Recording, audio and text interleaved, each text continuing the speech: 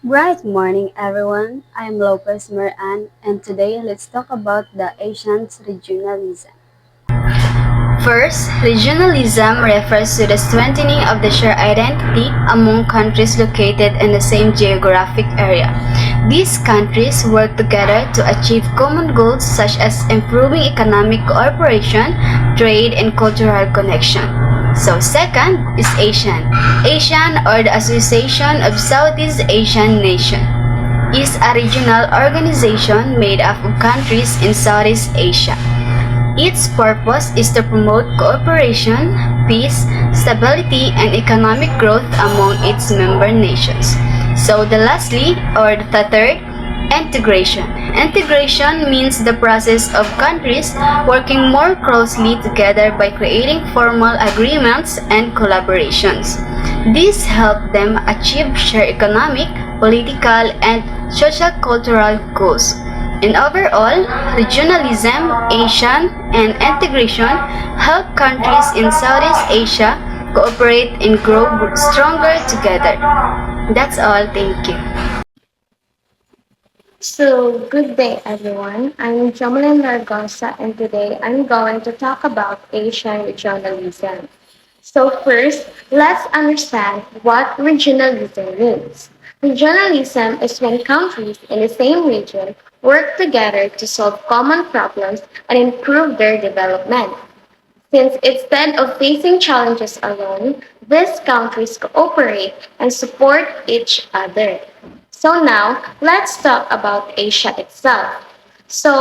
Asia is the largest and most populated continent in the world. It is separated from Europe by the Ural Mountains, from Africa by the Suez Canal, and from North America by the Bering Strait. Asia is also divided into several regions.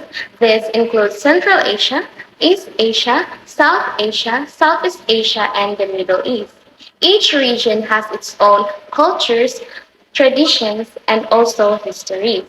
Asia is also very important in world history. It is known as the cradle of many ancient civilizations, especially the Chinese civilization and the Indian civilization. These civilizations contributed greatly to knowledge, culture, and technology. In addition, many of the world's major religions and philosophies started in Asia. These include Hinduism, Judaism, Christianity, Buddhism, and Taoism. These beliefs later spread to different parts of the world and influenced many societies. One of the main drivers of regional cooperation in Asia is economic development. Over the past few decades, many Asian countries have experienced rapid growth. According to the Asian Development Bank, Asia has become a major global economic force and has significantly reduced poverty in many countries.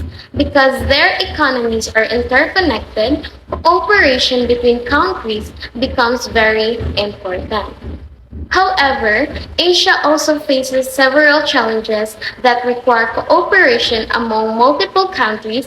These challenges demand a multilateral response.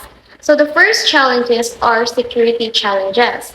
Some Asian countries face territorial disputes and military tensions. Through cooperation and dialogue, countries can help maintain peace and stability in the region. Second naman is the ecological breakdown. Environmental problems such as ang mga pollution, climate change, and deforestation affect many countries at the same time. Since environmental issues cross borders, countries must work together to protect natural resources and the environment. Third naman is the demand for human resources and labor migration. Many people move to other countries in Asia in search of better job opportunities. Regional cooperation helps ensure that migrant workers are protected and that labor policies are properly managed. Another major issue na din naman is ang international terrorism.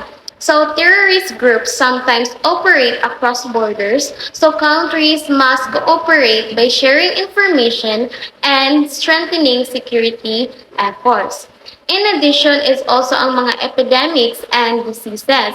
It also easily spread from one country to another. Cooperation between governments helps in monitoring diseases, providing medical support, and responding quickly during health crises.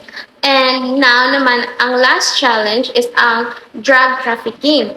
It is also a serious concern in the region. Illegal drug trade often involves multiple countries, which is why law enforcement cooperation and information sharing are necessary. So, in conclusion, Asian regionalism is very important because it allows countries to work together to address common problems and achieve shared progress.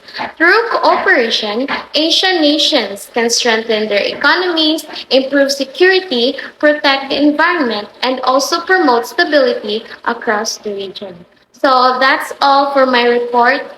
Thank you everyone for listening. Good day everyone, I am Criselda Yanji Fantasfina and today I will explain the dynamics of Asian regionalism in Asia. Asian regionalism refers how countries in Asia works together to improve cooperation, trades, and development in region. There are three main factors that influence the growing integration of Asian countries. First is enhanced dialogue between citizens and various nations. The first factor is enhanced dialogue between citizens. This means people from different Asia countries communicate and interact more often. This happens through tourism, student exchange, cultural event, and meeting between government leaders. When people from different countries talk and learn about each other's culture, they build trust, understanding, and stronger relationship. This helps countries cooperate better in solving regional issues. For example, many students from Asian countries studied in university in other Asian nations. Through this experience, may learn new culture and ideas. In the future, these students may become leaders who support cooperation between their countries. The second factor is expanding intra-regional trade and investment. Asian countries are buying and selling more goods and services with each other and investing in businesses within the region. When countries trade more with one another, their economics become connected and independent. This helps create jobs, improve industry, and increase economic growth in the region. The third factor is increased connectivity. Connectivity means improving transportation, communication, and infrastructure so countries can easily connect with each other. These include building roads, railway, airports, seaport, and better internet network. When connectivity improves, goods, services, information, and people can move faster and more efficient. Example, improved airport and shipping port make it easier for business to export product to other Asian countries. Faster internet connection also help companies communicate and do business internationally. So, the dynamic of Asian regionalism are influenced by the three important factors. First, enhanced dialogue between citizens. Second is expanding trade and investment within the region. Last is increased connectivity among countries. These factors help Asian countries strengthen cooperation, promote economic growth, and build more connected and stable region. So that is my... Bright morning, everyone. I am Alexis Jane L. Flores, and I will be discussing the first three Asia regional cooperation, which first is the Asia Pacific Economic Cooperation. So, what is APEC? APEC is the forum of 21 members economies. It includes the USA, China, Japan, and Australia. And these 21 members, is working to make it easier for goods, services, and people to move across Pacific Rim borders. So how APEC works?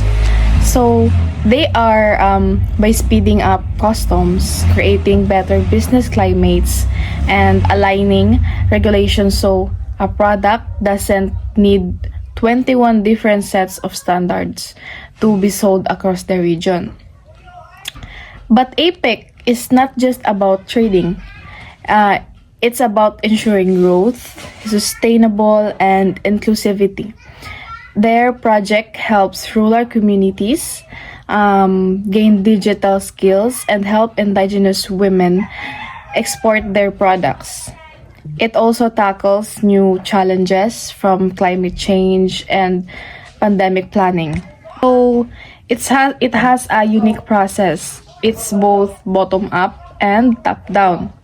So every year, APEC leaders and ministers meet to set a big picture and vision and goals. Those goals are then passed down to the specialized committees and working groups. Also, there's even a dedicated policy unit or policy support unit that provides research and analysis to make sure these initiatives are on the right track. And all of this work from planning to funding is supported by permanent secretariat based in Singapore.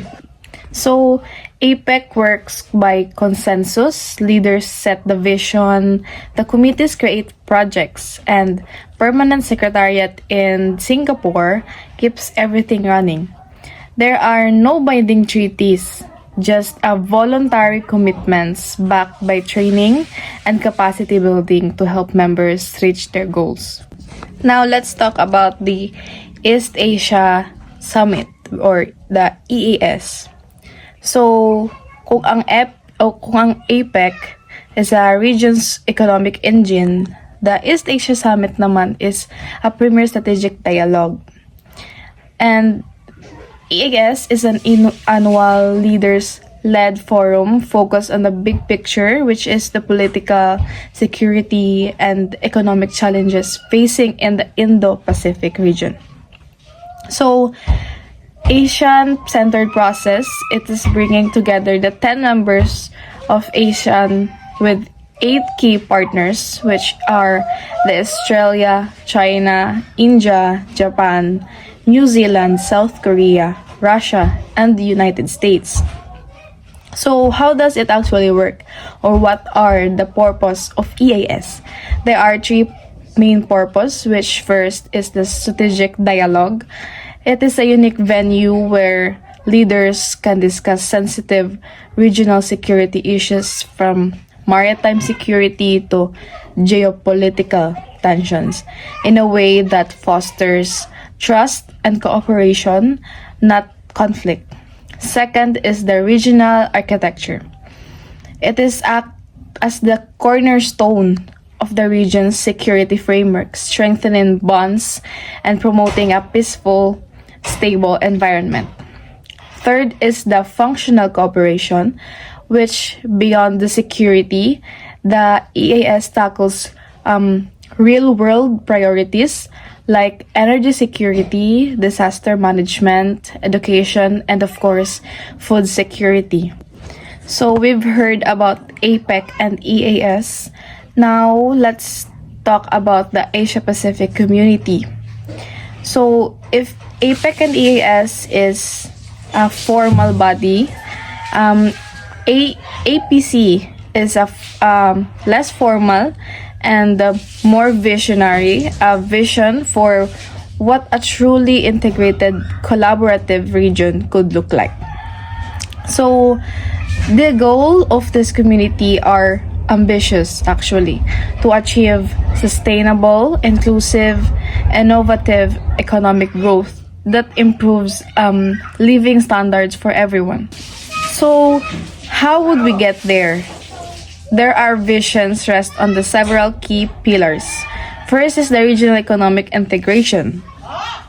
This means advancing ambitious projects like Free Trade Area of the Asia Pacific or the FTAAP to tear down trade barriers and actually boost growth. Second is sustainability. It means transitioning to green, low carbon economies and tackling climate change head on. Third is the inclusive development. A true community leaves no one behind. This means using digital tools and education to reduce inequalities and help people move from the informal economy into the formal one. So, to achieve this community, it should focus on key initiative, or they are focusing on key initiative, building resilient supply chains to weather future shocks, driving a digital transformation to create a connected business environment, and addressing social goals, or the SDG, which is Sustainable Development Goals, like zero hunger, quality education, and clean energy. These are not just abstract ideas, they align directly within the UN's Sustainable Development Goals, aiming for real progress by 2030. Good day everyone, I am Monica De Ferrer. Today, I will discuss the Asian Regional Cooperation, particularly the organization AAC, ASEAN, and APT that promote cooperation among Asian countries. So, let's talk about the East Asian Community or AAC. So, ang East Asian Community is a long-term vision that aims to promote stronger integration among East Asian countries. So, ang goal niya is mag-build religion where ang countries nag-cooperate sa areas nga pero sa mga trade, security, education, and culture. For example, countries in East Asia nagka-cooperate sa mga student para mag-exchange ang program, regional economics agreement, kag technology sharing. If ang AAC vision na mabigam siya sang fully developed, it will function similarly to European Union, where ang countries nagka-cooperate closely in economic and political matters. Next is the Association of Southeast Asian Nations. It is a political economic organization composed of 10 countries in Southeast Asia and was established in 1967. Ang main goal is to promote peace, economic growth, and cooperation among its member states. Example of ASEAN cooperation include trade agreement, tourism promotion, and disaster response coordination. For instance, when natural disasters happen in the region, ASEAN countries often support each other with relief goods and rescue assistance. Same lang man diri sa aton, kung may mga nagkalatabo ang mga bagyo or iban na mga sakuna, ang mga tao is ang gabuligay. Ang Asian member nga na-include ay ang Pilipinas, Indonesia, Thailand, Malaysia, kag Vietnam. Lastly, we have the Asian Plus 3, also known as the APT. APT is a cooperation framework that includes the 10 Asian countries plus 3 major East Asian countries, kanang mga China, Japan, and South Korea. The purpose of APT is to strengthen cooperation in areas such as trade, finance, health, and regional security. For example, during economic crisis, APT countries can cooperate through financial support program to stabilize the regional economy. Another example is the cooperation in technology and infrastructure development, where countries like Japan and South Korea help support development projects in Southeast Asia. Bright morning everyone, I am the next reporter. I am going to discuss the Asian member countries. So ASEAN was established in 1967 by 5 founding countries. So number 1 is Indonesia. Indonesia is the largest country in Southeast Asia and a founding member of ASEAN. So number 2 is Malaysia. Malaysia naman is known for its strong economy, trade, and cultural diversity. So number 3 is Philippines. Philippines is an archipelago of over 7,000 islands active in regional cooperation. So number 4 is Singapore. Singapore is a highly developed country and a major financial center in Asia. So number 5 is Thailand. Thailand naman is a founding member known for tourism, agriculture, and manufacturing. So later, other Southeast Asian countries is nag-join sa Asian members. So the first one is Brunei. Brunei naman is a small but wealthy country rich in oil and natural gas. So the second one is Vietnam, known for its fast-growing economy and manufacturing industry. So the third one is Laos. Laos is a landlocked country focusing on development and regional connectivity. So the fourth one is Myanmar. Myanmar is a country rich in natural resources and cultural heritage. So the last one is Cambodia. Cambodia naman known for its rich history, culture, and famous Angkor temples. So today, ASEAN has 10 members countries na that work together to promote peace, stability, and economic growth in Southeast Asia. Thank you. Bright afternoon, everyone. I'm Eden Garger and I will be reporting the ASEAN aims and symbolism. So, ASEAN aims and purpose. Bangkok Declaration in 1967. So, ang Association of Southeast Asian Nations o kung ang ASEAN is isa ka organization sang mga pungsod sa Southeast Asia. May ara siya pulo ka miyembro sang mga countries. Natukod ang ASEAN Organization sang August 8, 1967 paagi sa Bangkok Declaration sa Bangkok, Thailand. So, ang one of the countries sang ASEAN is Indonesia, Malaysia, Philippines, Singapore, kag Thailand. And sang ulihi may iban pagid nga mga pungsod sa Southeast Asia nga nag-interest gani nangina pulo ka membro na ang ASEAN organization. So first nga aims and purpose ng ASEAN is accelerate economic growth, social progress, and cultural development. So paagi sa sini nga purpose, ang pagbinuligay ang sa mga pungsod amo ang gapabaskog sa ila economy kag makapaayo sang pangabuhi sang ila mga pamuluyo. So ang kooperasyon sa negosyo, edukasyon, technology kag pamuhunan nagabulig agud mas dali mag-uswag ang mga countries. So second, promote regional peace and stability through respect for justice and the rule of law. So amo na isa ka importante nga purpose ng ASEAN.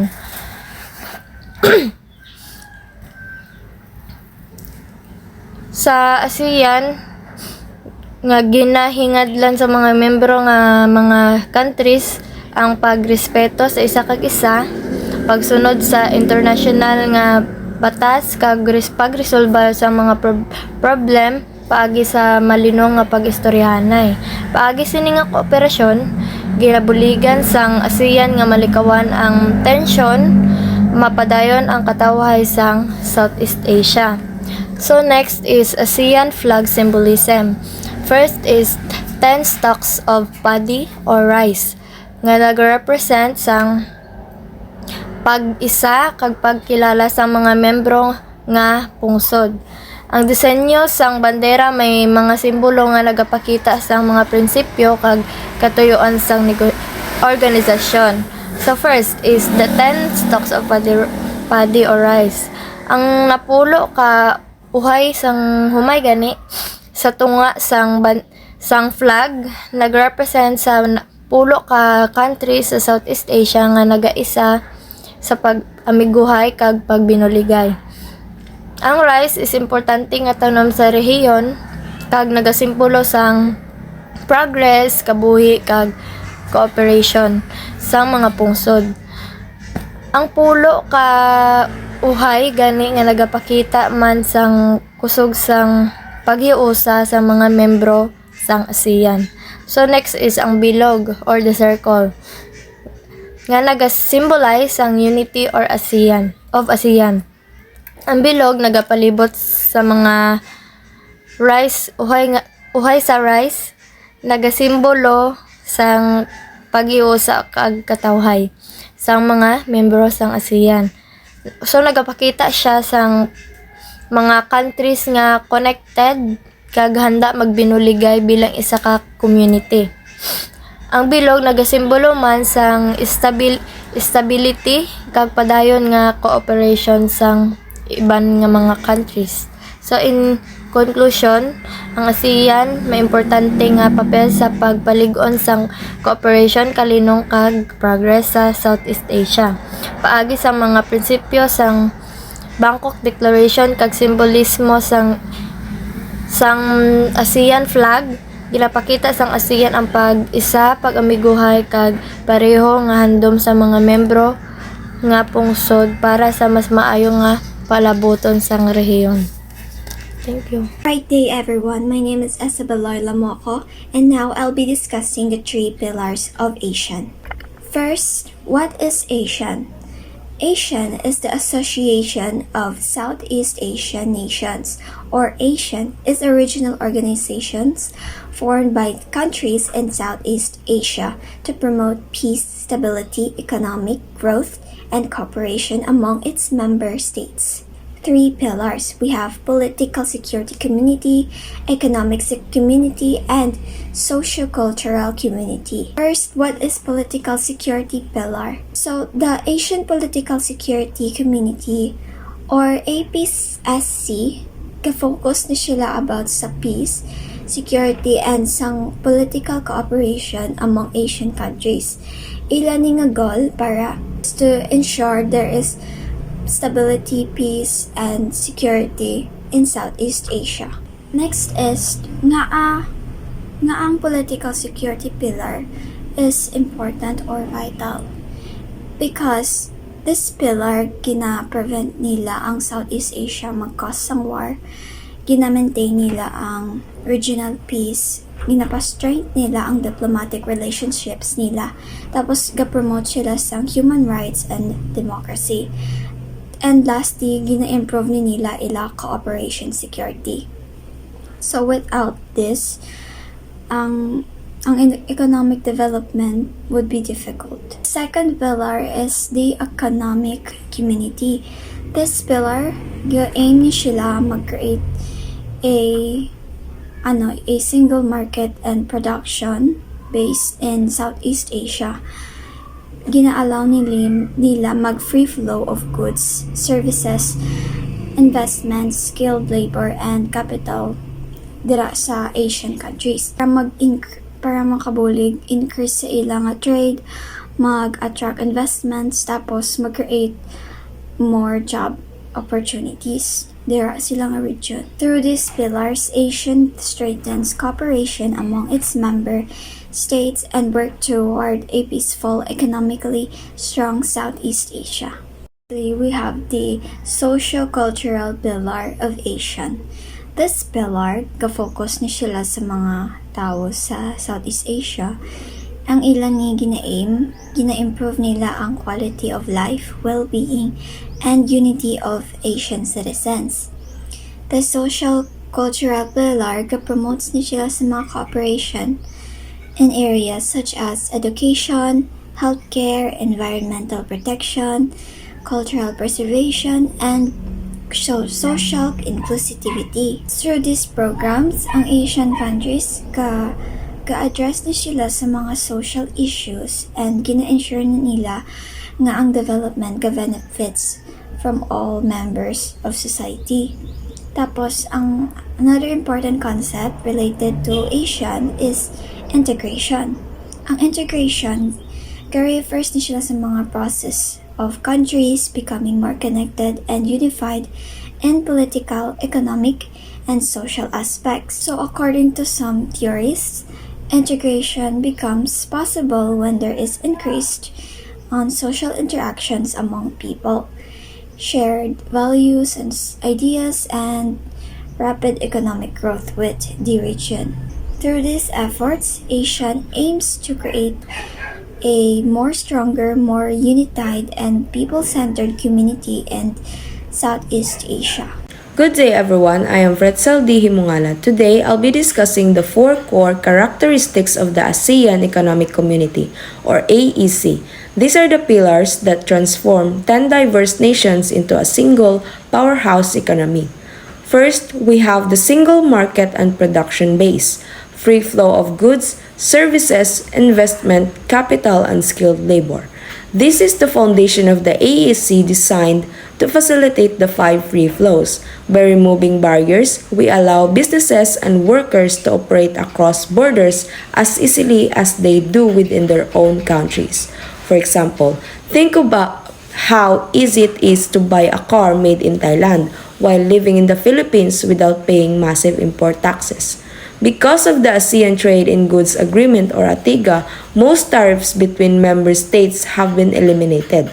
Similarly, a Filipino nurse or a Thai engineer can more easily find work in Singapore or Malaysia due to mutual recognition arrangements for skilled professionals. Second, ASEAN aims to be a competitive economic region. Fair competition, consumer protection, IP rights, infrastructure development. This goes beyond just trading. It's about creating a fair environment through robust consumer protection, intellectual property rights, and modern infrastructure. This ensures that the region remains attractive to both local and foreign investors. For example, imagine you start a tech company in Vietnam. Under this pillar, ASEAN works to ensure your intellectual property or IP rights are protected so no one can steal your software design. It also involves infrastructure like the ASEAN Power Grid, which aims to connect electricity across borders to keep the region's factories running efficiently. Third is the focus on equitable economic outcomes.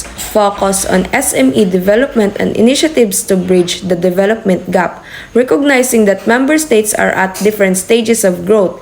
This pillar emphasizes SME development and narrowing the development gap. The goal is to ensure that economic progress benefits everyone, not just the largest economies or corporations. Example, much of this focus is on SMEs, small and medium enterprises. For instance, ASEAN provides digital literacy programs and funding initiatives for small-scale farmers or local artisans in rural areas. By helping a small coffee farmer in Indonesia access the regional market, ASEAN bridges the development gap between the rich and the developing members.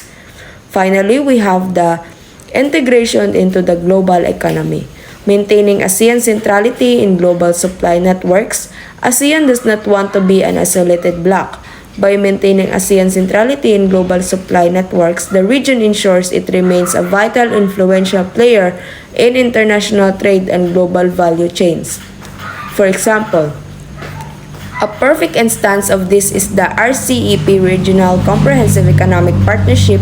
This is the massive trade deal that connects ASEAN with giants like China, Japan, and Australia. By acting as a unified bloc, ASEAN maintains its centrality, ensuring that global supply chains like those for iPhones or semiconductors must pass through and benefit our region.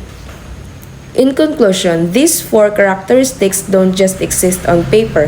They are active strategies that make Southeast Asia more connected, fair, and globally competitive home for all of us.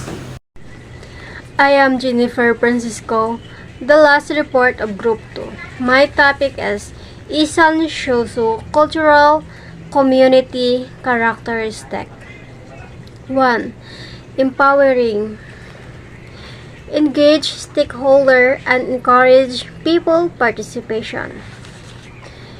Encourage sila sa people communities to participate in program and decision making and societies. 2. Inclusive, provide access for all, upholds human rights.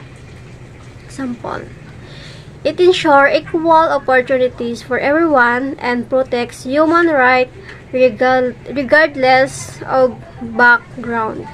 3. Sustainable, promote a sustainable environment and climate economic. Example, promote some protection of the environment and support long-term and social economic development. 4. Resilient, reduce vulnerabilities and prepare for disaster and health emergencies. Example, help communities, people are disaster, crisis, and health agencies. 5. Dynamic, adaptive, innovate, and creative and facing new challenge. If adopt to new challenge and encourage my vision and creative solving and social issue. That's all. Thank you.